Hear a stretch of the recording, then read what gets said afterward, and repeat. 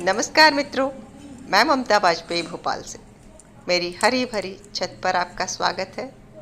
लीजिए, मैं फिर हाजिर हूँ नए वीडियो और नई जानकारी के साथ।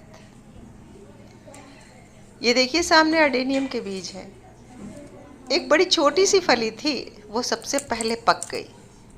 और ये देखिए कितने सुंदर बीज हैं। इन बीजों के बारे में मैं पूरी जानकारी वीडियो के अंत में दूंगी कि इन्हें कैसे सहेजना है और क्या क्या करना है इनके साथ। अभी तो मैं अपनी छत दिखा देती हूँ। और इस मंथ, अब जबकि फरवरी चली गई है, मार्च शुरू हो गया है और अब गर्मी ने दस्तक दे दी है, ठंड ख़त्म हो गई, तो अडेनियम की क्या केयर करें। मैंने अडेनियम पर बहुत सारे वीडियो बनाए हैं और जिनके की विषय अलग अलग हैं। आप मेरी प्लेलिस्ट में जाकर देखेंगे तो आपको मिल जाएंगे। ये देखिए, एक और फली बिल्कुल कल मैं तोड़ ही लूँगी, पकी गई है, बस मैंने इसको बांध रखा है। अडेनियम की फली को फुल मैच्योर होने के बाद धागे लपेटकर बांध देना चाहिए। अगर हम बांधते नहीं हैं तो अभी आपने वो बीजों में 2 पंख लगे देखे थे ना, मैं वीडियो के अंत में दिखाऊंगी। इन बीजों के दोनों तरफ 2 पंख होते हैं जिनके सारे हवा में उड़ के एक जगह से दूसरी जगह भाग जाते हैं। इसीलिए इनको बांध कर रखना पड़ता है, यानी कि पूरी फली को बांध कर रखना पड़ता है ताकि ये भाग नहीं जाए, उड़ नहीं जाए। और अब अडेनियम में क्या क्या कर लें। ठंड अडेनियम का डोरमेंसी पीरियड होता है और इस समय होना तो ये चाहिए कि इसके पूरे पत्ते झड़ जाएं और इसमें फ्लावरिंग बंद हो जाती है, पर पता नहीं क्यों मेरे अडेनियम पूरी ठंड भर खूब खिले हैं। और आप अभी भी देख लीजिए कि ये अभी भी खिल रहे हैं।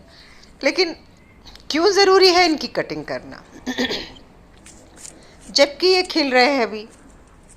तो ये खिल तो रहे हैं, लेकिन अगर हम इनकी कटिंग नहीं करेंगे तो इनकी अगली अच्छी फ्लावरिंग नहीं होगी। अच्छी फ्लावरिंग नई ब्रांचेज में होती है। और इसके अलावा इनका साइज़ अभी देखिए, इतना लंबा लंबा टहनियाँ हो गई हैं। अगर हम इनको काटेंगे नहीं तो ये और लंबी हो जाएंगी।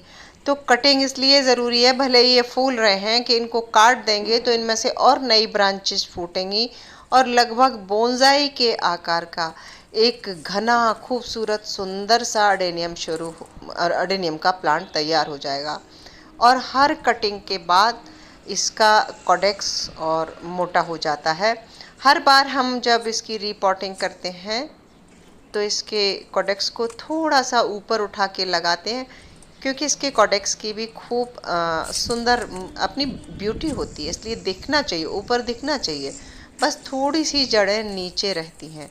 तो इसकी मैं जब प्रूनिंग करूँगी, कटिंग करूँगी, तब तो एक वीडियो बनाऊँगी ही, पर आज का ये वीडियो आपको लिटरेट करने के लिए है, ताकि आज मैं पूरा स्पीच ही दूंगी, पूरे पौधे दिखाऊंगी और आप जितनी जानकारी मुझे है मैं बताऊंगी।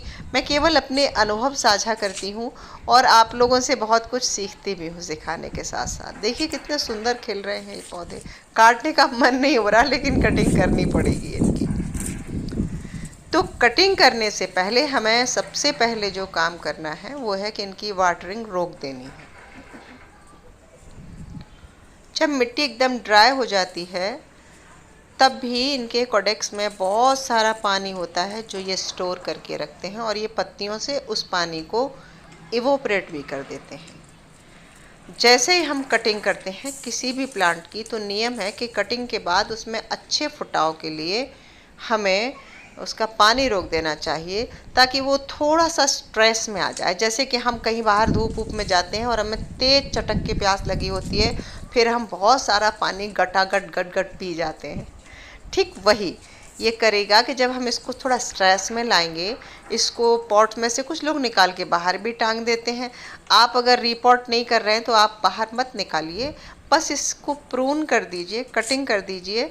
वो कैसे करना है ये मैं आपको डेमो देकर बताऊंगी। अभी मैं केवल ये बता रही हूँ कि इसकी जब कटिंग करेंगे तो पानी रोक दीजिए, इसकी कटिंग कर दीजिए, उसे प्यासा छोड़ दीजिए।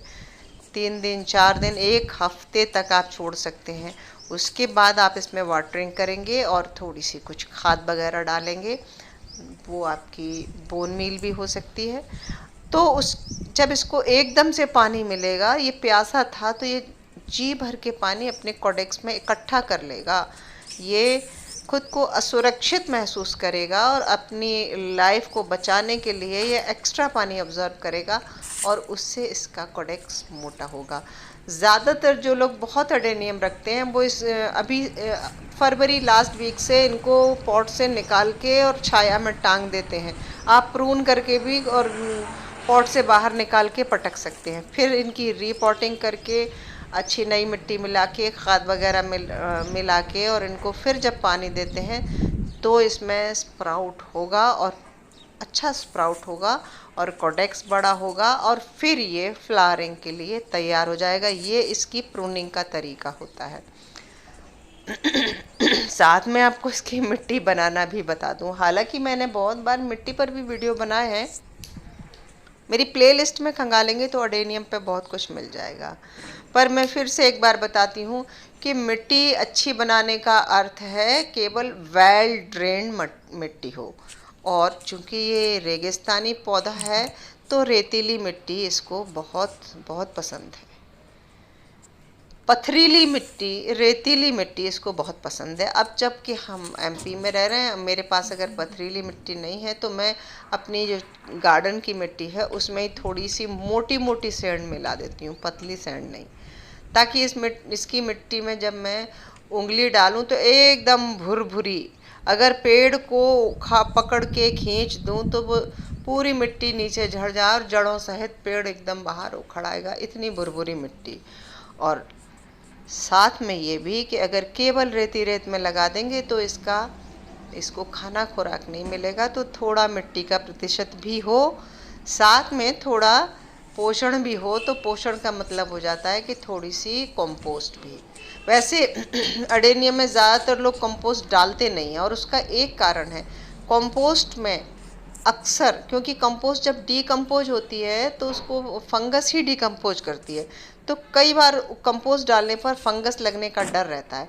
तो अगर आप अडेनियम में कंपोस्ट डाल रहे हैं तो 2 साल 3 साल पुराना कंपोस्ट 2 साल पुराना तो डालें कंपोस्ट, और उस कंपोस्ट को थोड़ा सा हवा में दिखा लें। साथ ही उस कंपोस्ट में ही एंटी फंगल, चाहे तो ट्राइकोडर्मा मिला दें अगर आप ऑर्गेनिक पर जाते हैं तो, या आप साफ करके एक आता है बाबस्टीन आता है, ये एंटी फंगल उस मिट्टी में उस खाद में मिला दें और उसको मिट्टी को बना के रख दें 4-5 दिन के लिए, ताकि पूरी मिट्टी में वो एंटी फंगल मिल जाए। अडेनियम में ज़्यादा रोग लगते नहीं हैं, अडेनियम अक्सर फंगस अटैक से मरता है, और जब एक बार इसमें सड़न शुरू हो जाती है फंगस से तो इसको बचाना बहुत मुश्किल हो जाता है और हमारा सालों की मेहनत पला पलाया पौधा चला जाता है। तो आप बस ये ध्यान रखें कि एक तो एंटी फंगल का इंतज़ाम करके रखें, थोड़ी मोटी रेत, और अगर आपकी गार्डन सॉइल में थोड़ी सी खाद पहले ही से है तो ऊपर से खाद नहीं भी डालेंगे तो चलेगा। तो इस तरह की आप मिट्टी बना के रखें, एक एंटी फंगल खरीद के रखें। अब रही बात जब इसकी प्रूनिंग करेंगे तो उससे पहले हम जब भी कटिंग करेंगे तो हमारे टूल्स को स्टरलाइज कर लें। वो हम डेटॉल से कर सकते हैं, हाइड्रोजन पेरोक्साइड से कर सकते हैं। इसी तरह हमें उसको बहुत अच्छे से करना है। और अब जब मैं कटिंग करूँगी, रीपॉटिंग करूँगी, सब कुछ आपसे एक एक साझा करूँगी। अभी तो आप ये एक बार फिर से देख लीजिए, ये मैंने बांध रखा था और मुझसे गलती हुई कि ये वाली फली मैंने एक ही जगह बांधी थी। तो देखिए ये 2 पंख, ये बीच में बीज, जैसे कि धान होता है, ठीक धान। तो अगर ये पंख इसके पास हैं और हवा चली तो फली खुल गई और हवा में उड़ गए। मेरे साथ एक बार ऐसे ही हुआ, बड़ा दुर्लभ सा अडेनियम था वो, और उसमें एक फली लगी, मैं खुश होती रह गई कि मैं इससे फल ले पाऊंगी, पर पता नहीं वो कब उड़ गई। तब से मैं याद से बांध देती हूँ। इसमें से हम बीज अलग निकालेंगे और ये पंख तोड़ के फेंक देंगे। वो कैसे प्रोसेस करेंगे अभी मैं आपको दिखा देती हूँ। अभी तो आप खूबसूरती देख लीजिए कितने सुंदर हैं, और ये सुनहरे रंग के होते हैं, जैसे सुनहरी सुनहरी रुई हो। ये देखिए इस तरह हमने इसके पंख निकाल दिए और बचा ये बिल्कुल ये। अब अगर हमें स्वस्थ बीज की पहचान करना है तो ये अच्छा मोटा तगड़ा और छूने में एकदम हार्ड हो। चूँकि ये फली मेरी बड़ी छोटी सी है तो इसमें कम ही बीज निकलेंगे। अगर फली बड़ी होती तो बीज बहुत मात्रा में निकलते हैं। और इन बीजों को अब हम छाया में सुखा लें, 8 से 15 दिन छाया में पंखे में सुखा लें। ये देखिए एक फली बहुत थोड़े से निकले हैं, ये दूसरी फली भी खुल रही है। और बीजों को छाया में सुखा के अब हम चाहें तो 15 मार्च तक या उसके अंत तक भी, मार्च अंत तक, अप्रैल तक हम बो सकते हैं। बीज बहुत पुराने हो जाएं तो उनका जर्मिनेशन रेट कम हो जाता है। बीज जितना नया होगा तो हम इसको बो सकते हैं। इसके अलावा हमने बरसात में भी इसके बीज, मैंने तो पर्टिकुलर बो के देखे और मेरी अच्छे पौधे उगे थे। तो उम्मीद है वीडियो अच्छा लगा होगा। आगे की कार्यवाही के साथ मिलती हूँ अगले वीडियो में। तब तक के लिए नमस्कार।